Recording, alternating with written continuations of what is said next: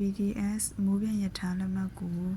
လိုဝယ်ရမလဲဆိုတာကိုမသိသေးတဲ့လူတွေအတွက်အသေးစိတ်ဒီဗီဒီယိုထဲမှာရှင်းပြပေးထားပါတယ်ရှင်ဒီ BTS မှာဆိုလို့ရှိရင်အဓိက main line ကတော့ဒီ school line နဲ့စီလုံ line ပဲဖြစ်ပါတယ်ရှင်နောက်ပြီးတော့မောင်းသူမဲ့ရထား line ပန်းရောင် line နဲ့ရှိပါတယ်ရှင်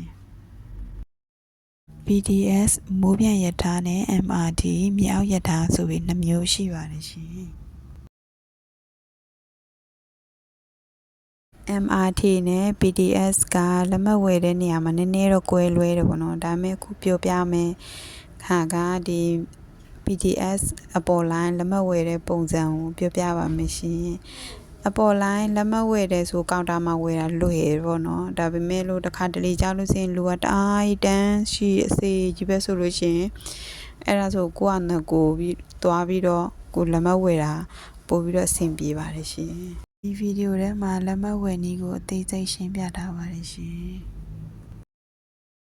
ပထမဦးဆုံးကိုသွားလို့တဲ့နေရာကိုထောက်ပြီးအရင်ရှာပါမယ်ရှင်တကယ်လို့ထိုင်းလို့မတက်နားမလဲဘူးဆိုလို့ရှိရင်အင်္ဂလိပ်လိုဘာသာပြောင်းလို့ရပါတယ်ရှင်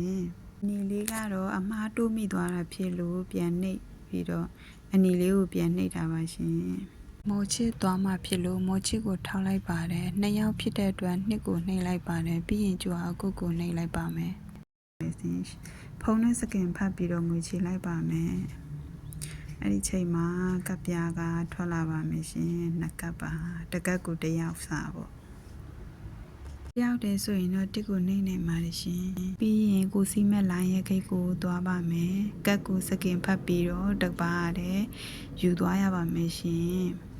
ယထာဘောကဆင်းမှာဒီအပ်တဲ့အပေါက်ထဲကိုထည့်ပြီးအကတ်ကိုပြန်အပ်ခဲ့ရပါမယ်ရှင်ဒီအနီဝိုင်းထားတဲ့ဟာလေးကကြတော့ဒီအကျွေစိတ်နဲ့ပတ်စံရှင်းရတာပေါ့နော်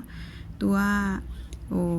အရွက်အတန်မရဘူးပေါ့နော်20တန်တို့ဘာလို့အဲ့လိုမရဘူးသူအကျွေစိတ်အပြည့်ပေါ့နော်32ဘတ်ဆို32ဘတ်18ဘတ်ဆို18ဘတ်အကျွေစိတ်ပဲဖြည့်ရပါမယ်ရှင်ကြည့်ရှုသူမိတ်ဆွေများတူတယောက်ချင်းစီတိုင်းကိုကျေးဇူးအထူးတင်ရှိပါတယ်ရှင်အမှားပါရင်လည်းဖြည့်စွတ်နားလည်ပေးဖို့အတွက်လည်းတောင်းဆိုရစေရှင်ဒီဗီဒီယိုလေးကမိတ်ဆွေတို့အတွက်တစုံတရာအကျိုးရှိမယ်လို့လည်းမျှော်လင့်ပါတယ်ရှင်အားလုံးကိုကျေးဇူးထူးပါ